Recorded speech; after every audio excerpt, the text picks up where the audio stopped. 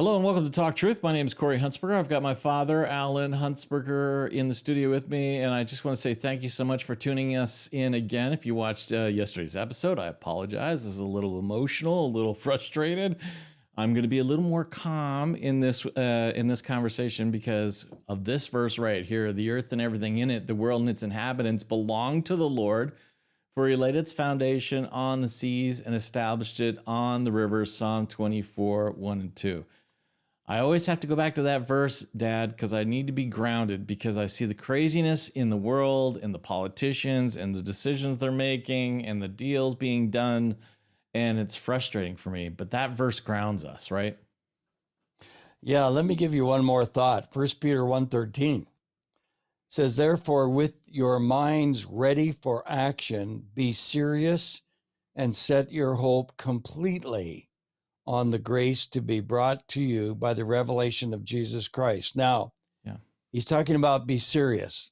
You know what that word serious in the Greek means there? To be sober, not intoxicated. In other words, to be in control of one's thoughts, possessed, and thus not be in danger of irrational thinking. To be sober-minded, to be well composed in the mind. You got it? Yeah, no, I'm good, but the politicians need to hear that verse.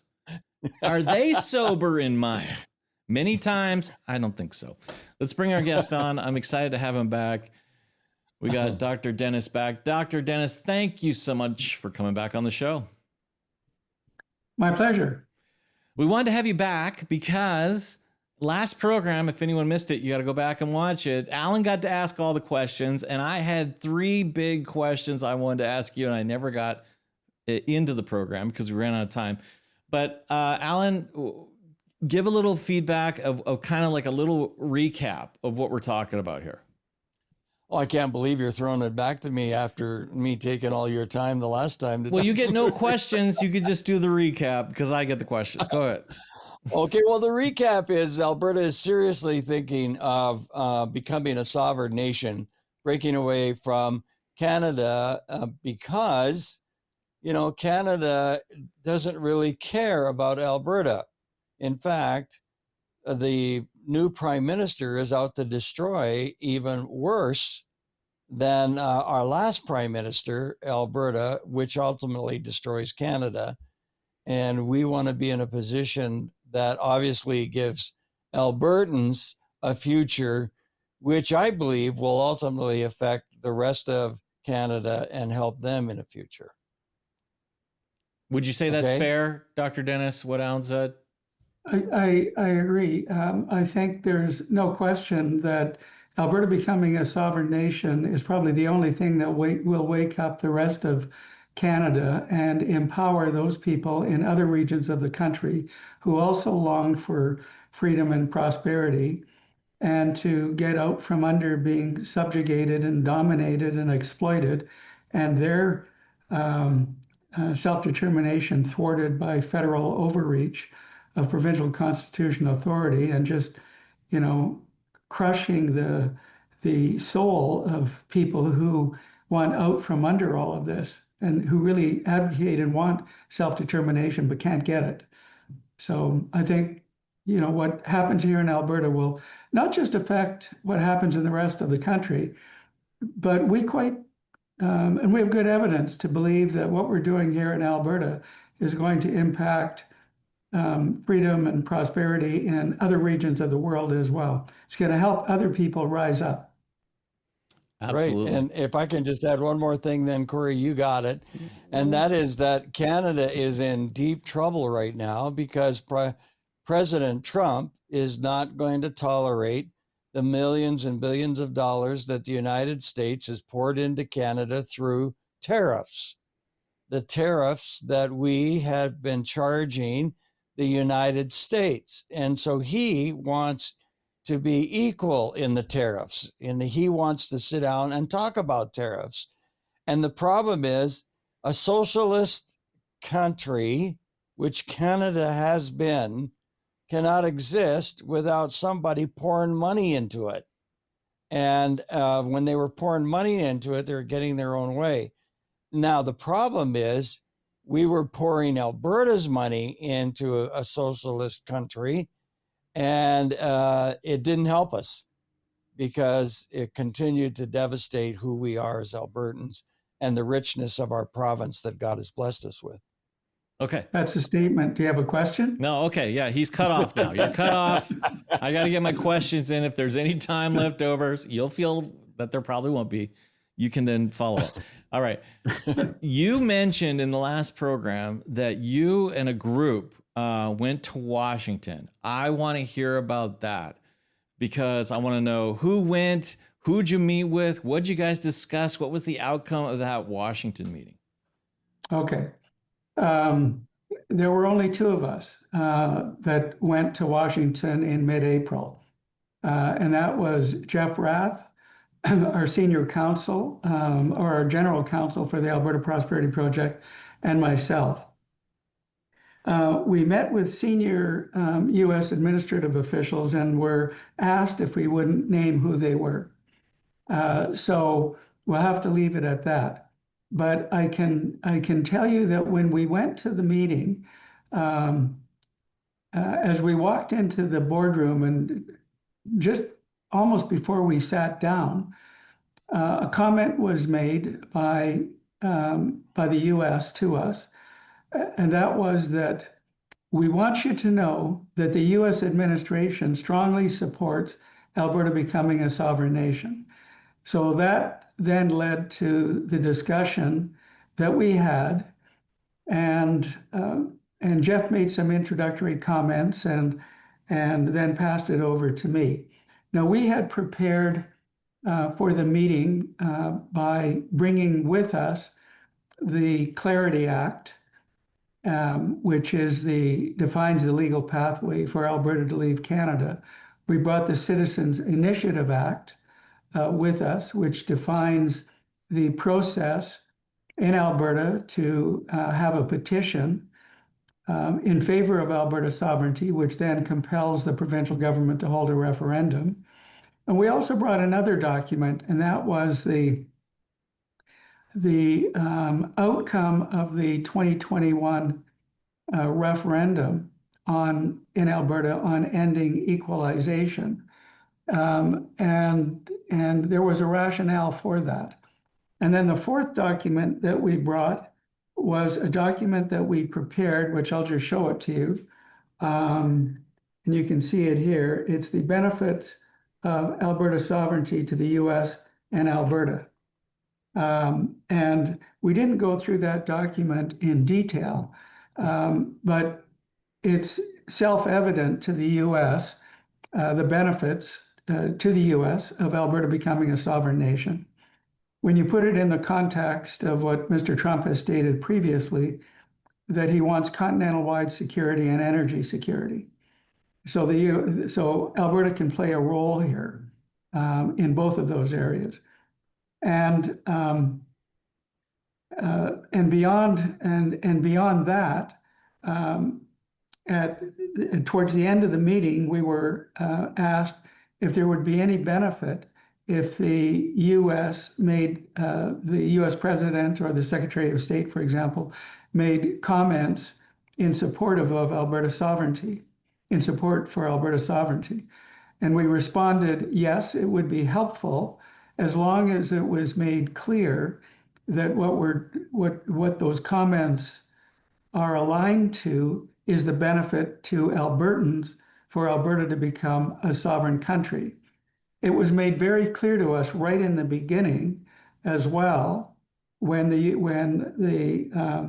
U.S. said to us, the U.S. administration said to us that we strongly support Alberta sovereignty, and we recognize that Alberta is not intending on joining the U.S., and we support that position. There's a long process to join the U.S., and they know that's not what we're advocating for, and that's not what they're desiring either. So then the final part of that meeting had to do with, well, what could the U.S. do to help facilitate Alberta sovereignty beyond simply making supportive comments in terms of how Albertans would benefit from sovereignty, Alberta sovereignty facilitated by the US. Well, one of the other comments was in relation to Alberta having a successful referendum and then the US administration acknowledging Alberta as a sovereign country based simply on the successful referendum. We also posed the question, and these are subjects for further discussion at another meeting.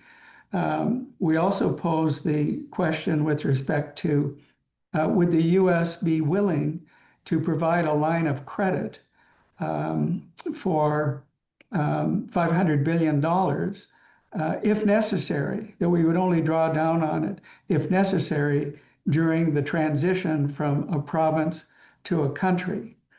Now, when you look at another document that we've just recently released, and I'll touch on that later, it would probably be unnecessary. But if the US was agreeable and we had that line of credit, it would be backed by trillions and trillions and trillions of dollars of natural resources in Alberta. And then the other question had to do with would the US be agreeable as we move to a US currency from a Canadian currency, recognizing two things. One, that oil and gas is traded in US dollars.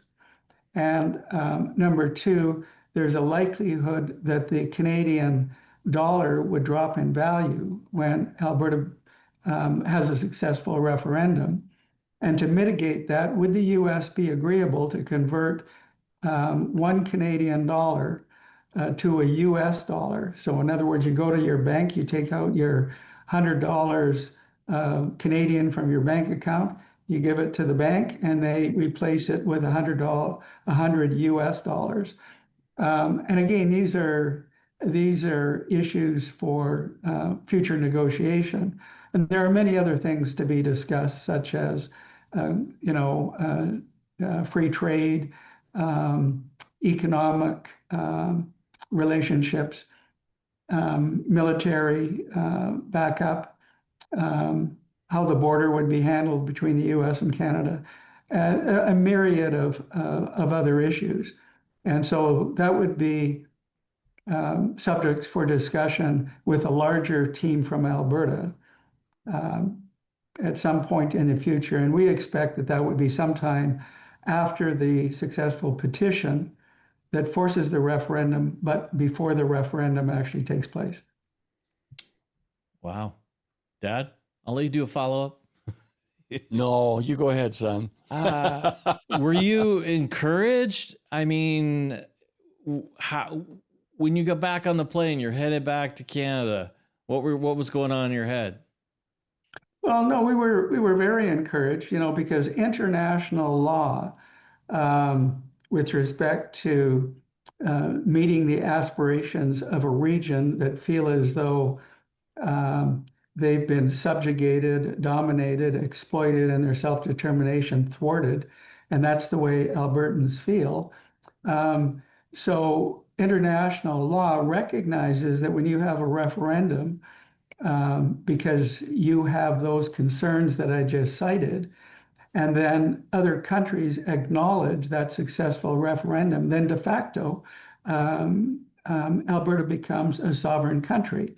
This is no different than what happened with Kosovo in February of 2008, when they had a successful referendum and unilaterally declared their sovereignty, and that was recognized within a month by Japan and Canada. So it would be rather hypocritical, don't you think, if we had a successful referendum and the US acknowledged Alberta's sovereignty, but Canada didn't? Mm. You see the irony here. So we're embarking on a legal process that makes sense. It does follow the Clarity Act.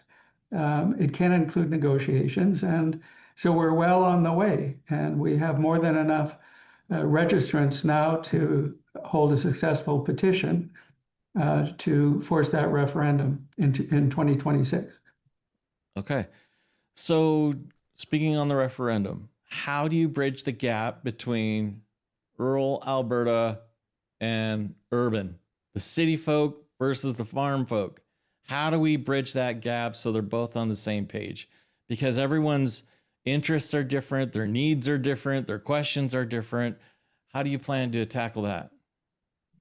Well, that's a very good question. So we deliberately started in the rural areas, um, and we wanted to see, to begin with, what the response has been there, and it's been overwhelming. The majority of the venues have been sold out, standing room only, and what we found is that 70 to 80%, sometimes as high as 90% of the people attending have never been to an Alberta Prosperity Project town hall before.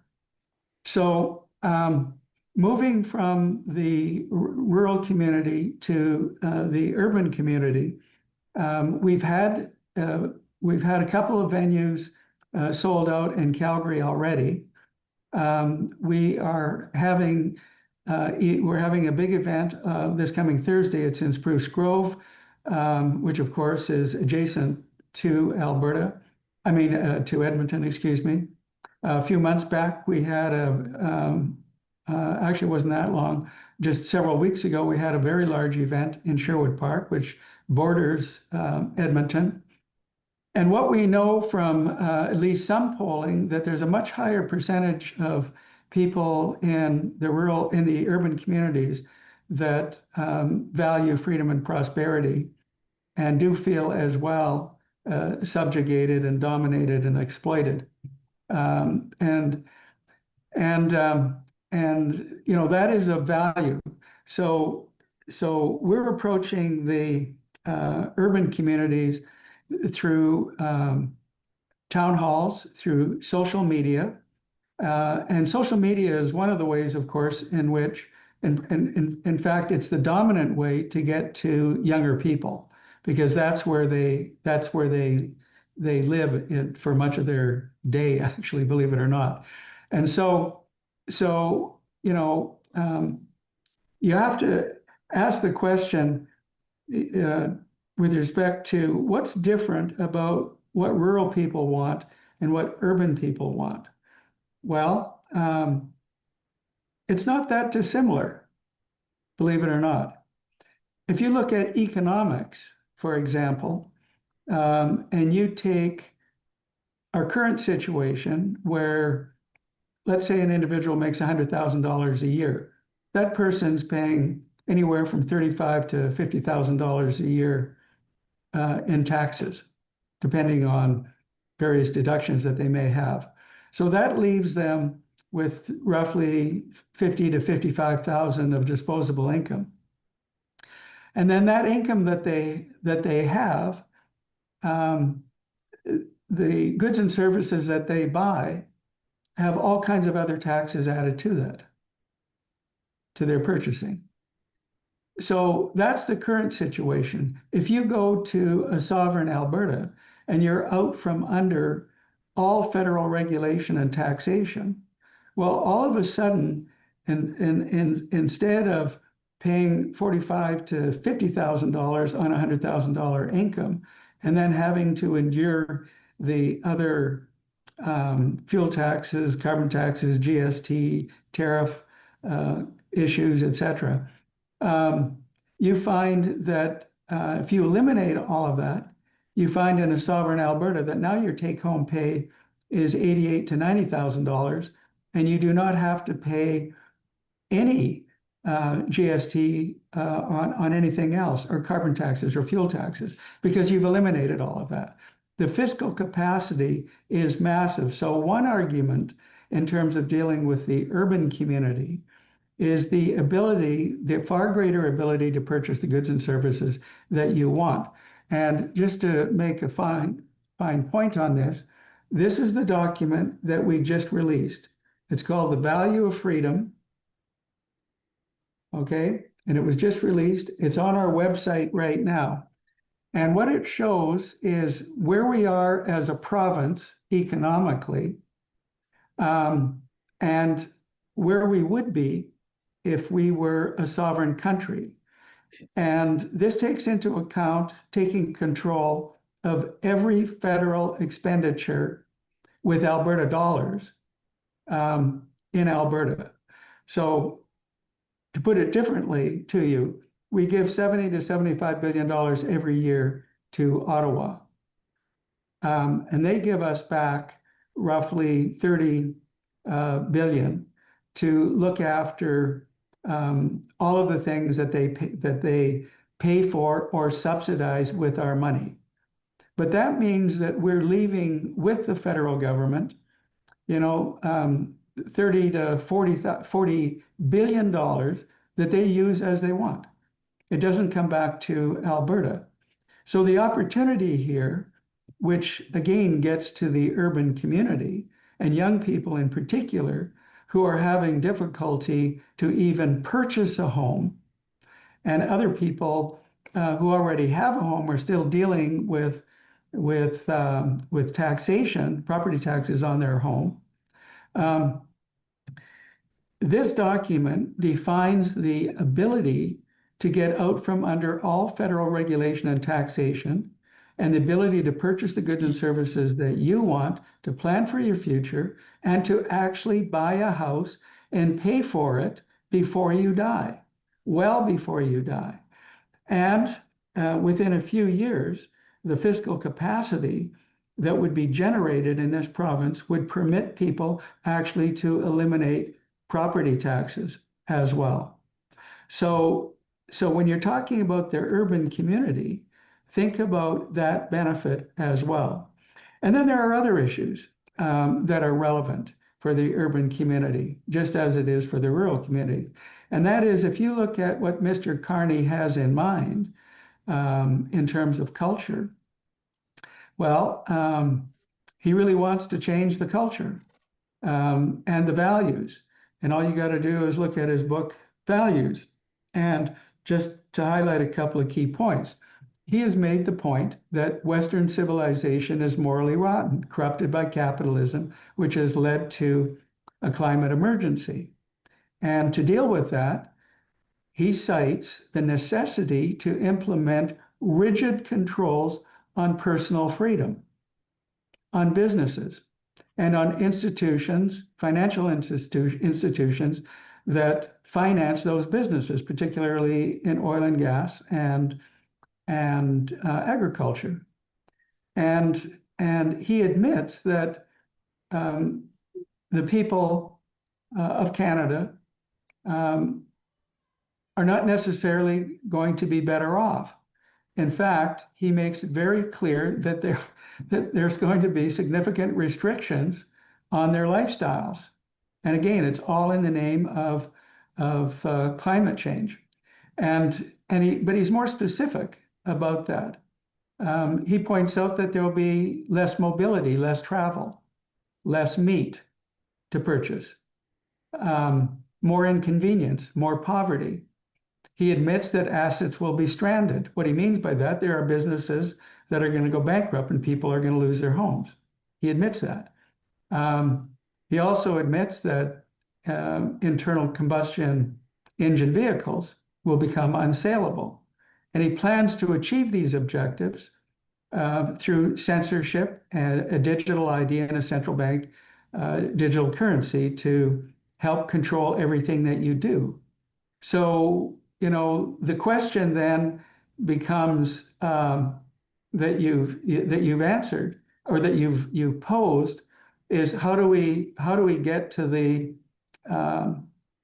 urban community? And I think you can see there are similar concerns between the rural community and the urban community. The other thing that's pretty clear is that Mr. Carney definitely wants to hollow out the middle class, and this is part of the objective of the World Economic Forum, to create a perpetual underclass and an elite class. And how does he want to do that? Well, for one thing, he's going to reduce the voting age to 16, and he wants to implement, following in the footsteps of Trudeau, a universal basic income of $2,000 a month once you're 17. Now, when you're older and you have a higher paying job, that 2,000 a month will be clawed back to nothing. But can you imagine when you're 15, 16 and thinking that, well, when I'm 17, I'm going to get $2,000 a month. Gee, I don't need to go to school. I don't need to learn a trade or a skill.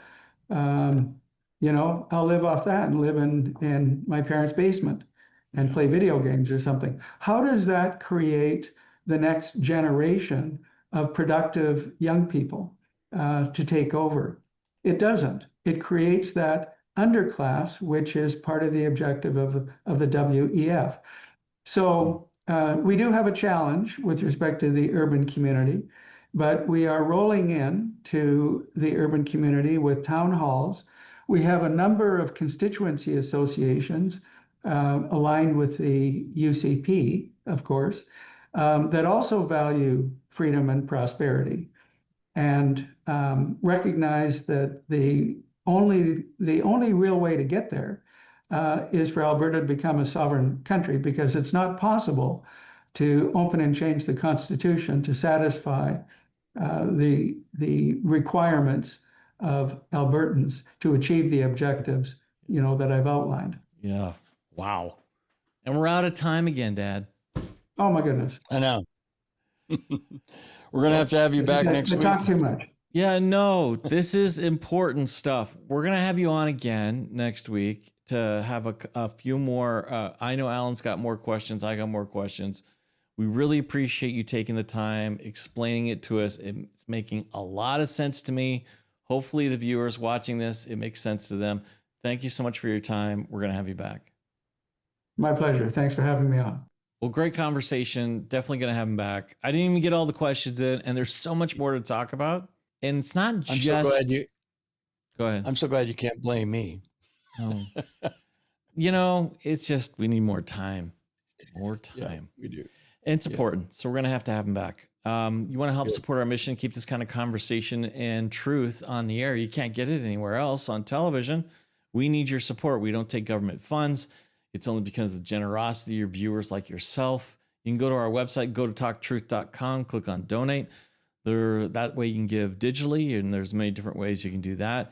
If you'd like to do it through the mail, you can. You can make your gift payable to Heritage Christian Ministries Association and send it to 246 Stewart Green Southwest, Suite 3260, Calgary, Alberta, T3H 3C8, and all your gifts are tax deductible.